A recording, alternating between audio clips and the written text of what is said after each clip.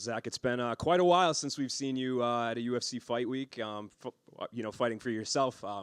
Talk to me about what this past couple of years has been like for you. Honestly, it's been rough. It's been dark. Had some injuries, and not only was I had the opportunity to do the stuff that I love to do, which is training and competing, taken away from me. Regular life at home was rough. Couldn't pick my kids up, all that stuff. So it got dark for a little bit, but over some time, the body started healing and could pick the daughter up, start playing a little bit, coaching, showing a little bit more stuff in the gym, and then just as month by month came in, I was able to do more and more and start playing around with the guys in the gym a little bit more, and not just show stuff, but to go live and compete and train. And it finally got to a point where I knew I could still do this and do this to a higher level, and I knew I had to have a comeback for me personally, not really for anybody else, but just me personally. And it all worked out. It's a perfect storm because it was right when the time came that I knew that I was able to do this. You guys decided to come to my backyard in Kansas City, and like I said, it's a perfect storm, and I'm overly excited for it. For people that weren't familiar with what was going on with you, it was a back issue, right? Yeah. So I've been dealing with some back stuff over time and everything, and then just I was getting ready for I think the Sam Alvey fight, and then I just had a lot of pain and a lot of nerve issues and stuff, and then I was in a really awkward position, and I hate to admit it, but I sneezed, and it blew a disc out that was dangling to the vertebrae below it, and it's completely blocking my nerves, my spinal cord off, and it left me bedridden for 3 months. It really did. It took me a long time to get into the neurosurgeon to. I wanted to make sure if I'm dealing with that stuff, I'm seeing someone high level, and it took me a while, but the second he saw me, he got me, in surgery immediately and got everything clipped out and taken care of. But yeah, it was bad. Yeah. It was rough. What was the turning point where you kind of decided I can do this again? Was it just with the way you felt after surgery? No, definitely not. I got to a point after surgery where quality of life was different. It was I think I took so much for granted that during that time where I couldn't do anything and you got a 3-year-old girl looking at you why can't daddy pick me up? I've done a lot of cool stuff in this sport. I've been all over the world. It's taken me, all over and back. And it's, if I never fought again, I was really okay with it. I've been doing this for a decade with the UFC now. And, I've been fighting since '07. I mean, I've been in, I've done a lot of cool stuff, and I'm happy with what I've done. I was really unhappy with quality of life, with family and stuff like that. But, the healthier you get, the more you move. This stuff is very much a part of me, and it's one of those where I needed to prove to myself that I could get back to what I was and stuff. And turning point, honestly, tell you the truth, after I signed this contract, I knew I was gonna do it. I can fight. I can get in there and I can compete with anybody. That's just how it is. I'm not going to get blown out of the water by anybody in the world.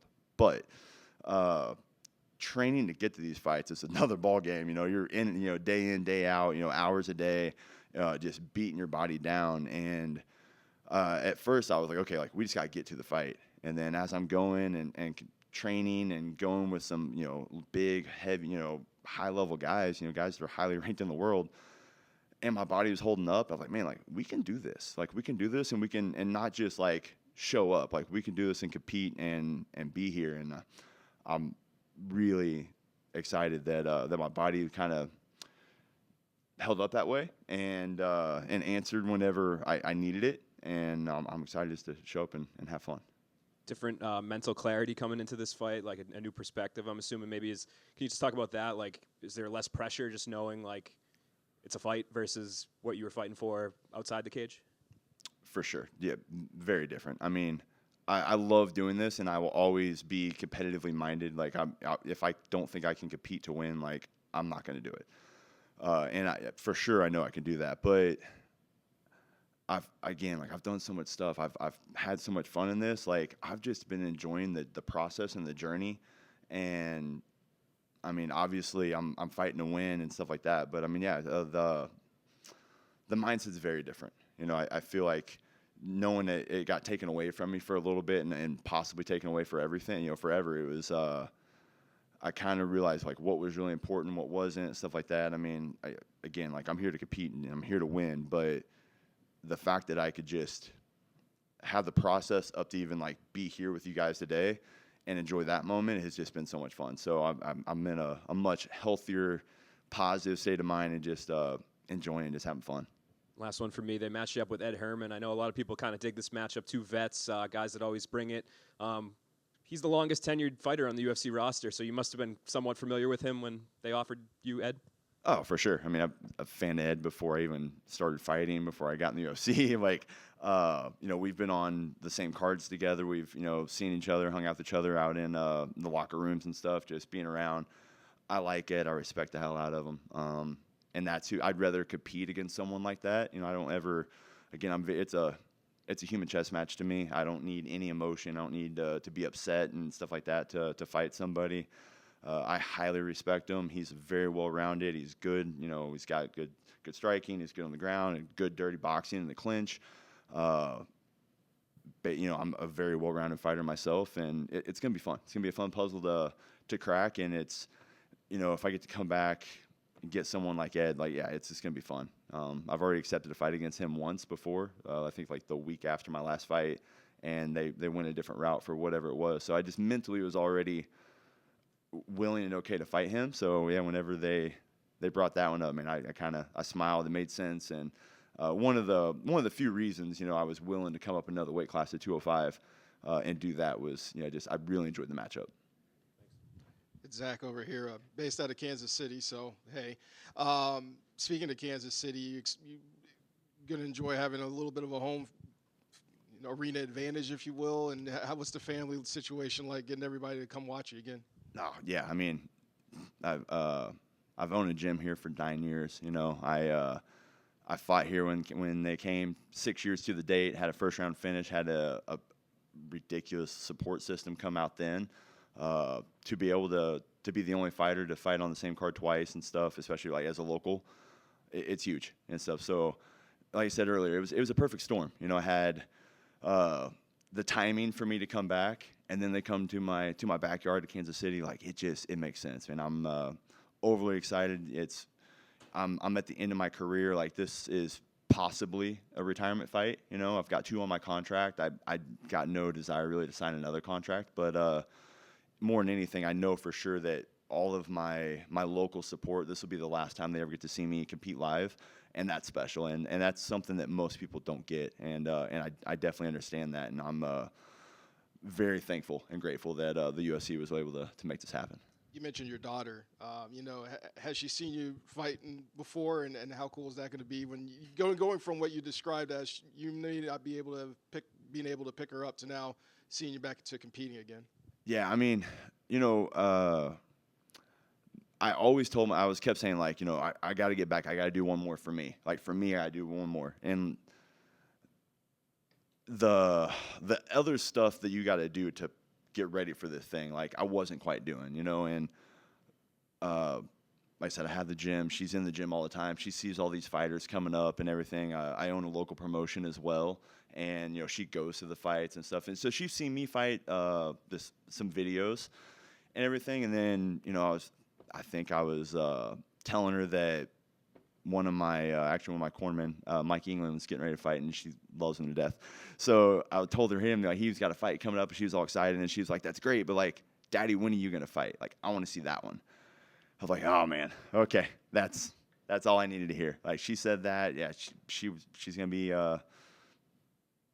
up, you know, on the floor, second row, whatever it is. You know, she gets to see it. You know, I got 2 daughters, but she's at the age where she understands what's going on and stuff. And she likes training. She loves being in the gym and stuff. I mean, she's only 5, but she is she's very wise beyond her years and stuff. So having her support and her wanting me to do this and you know, she kind of went with me with a little of the fight camp and stuff. And it's just been a little kind of a special moment with daddy and daughter, and yeah, that means more to me than anything.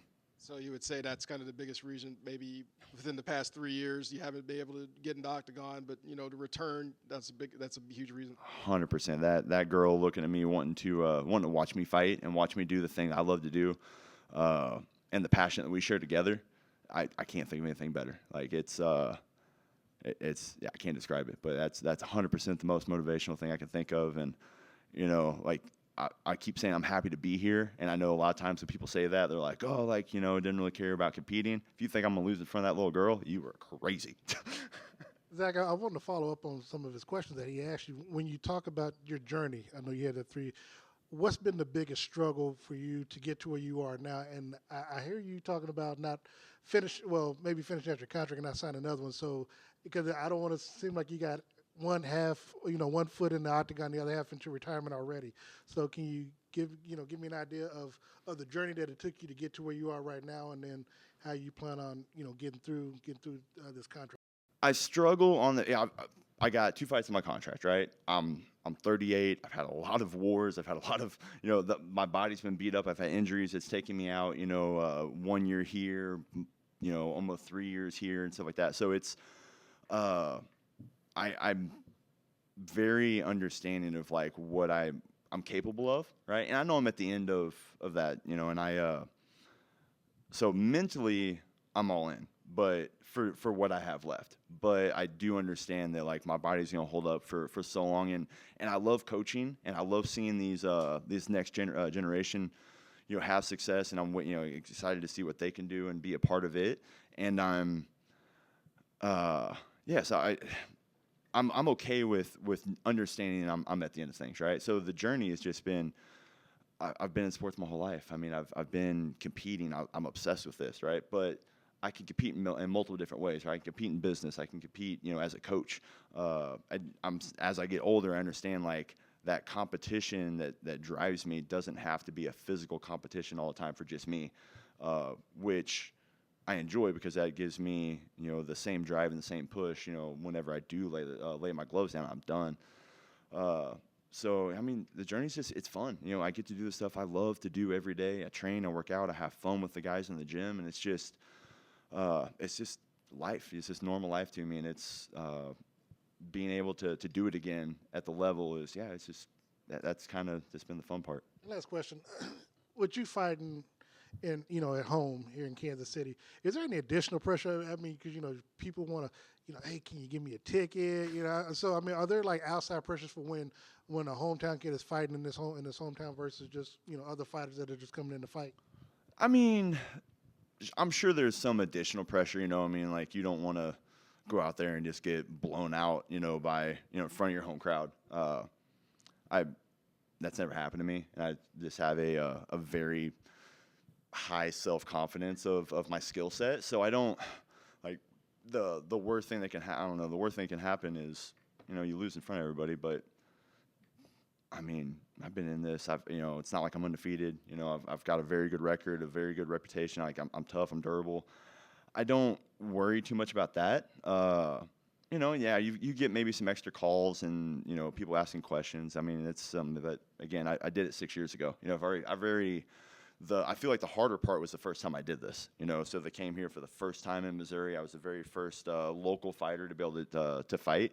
And, we got there, we had a first round finish, a great night, and we had it was another special experience and stuff. So I think just being there and dealing with this once already, like, kind of shut most of that down. So, I mean, sure, again, like, I compete for me, so doing it in my hometown and stuff like that, like, but I mean, you're on TV, like they're gonna see it anyway. So there's not really much extra pressure. Again, this and this one very much is for me and that little girl, more than anything. So it's if there was any other extra pressure, it's maybe having her in the stands, but I would just look at more motivation.